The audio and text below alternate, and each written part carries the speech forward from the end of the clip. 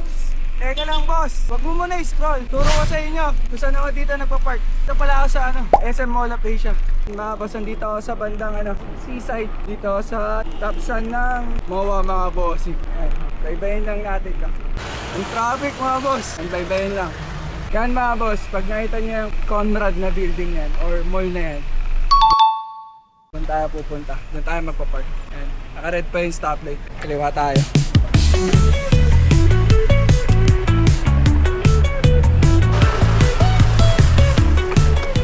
Mga boss, ang green na. Pumaliwa lang tayo boss.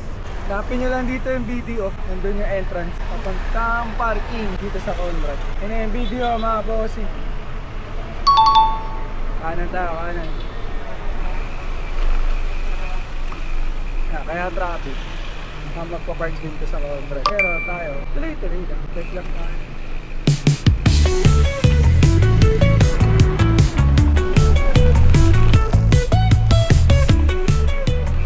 Mga boss, walang bayad yung parking dito. Baybayin lang natin. May mga araw naman. Dito ka nagpa-park mga boss. Bakit pupunta ako ng Mall of Asia? So ayan na siya guys. Safe na siya. Di ba? Nasa loob pa ng building. Kahit umulan, hindi siya makabasa.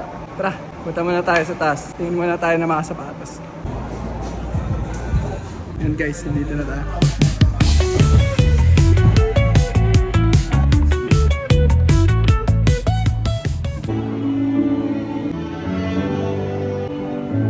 Yan guys, punta naman tayo MOA.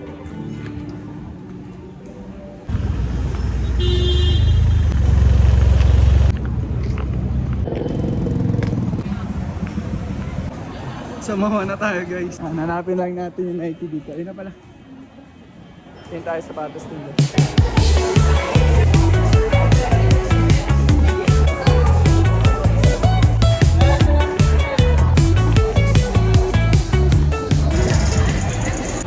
Ayun guys, wala akong maisip mapuntahan. Tara, labas na tayo dito. Kunin natin bike natin.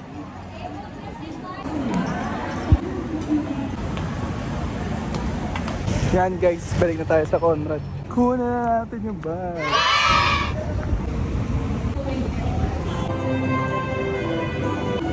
At yun mga boss, nandito na ulit tayo. Babaho ulit tayo sa parking. Na guys, kunin na natin yung bike natin. Yan ka rin siya, buhay na buhay mga boss. Dito na kayo mag-park mga boss. So ayun guys, nawala natin yung bike natin. Yan, labas na tayo dito mga boss. Yan mga boss, exit na tayo dito.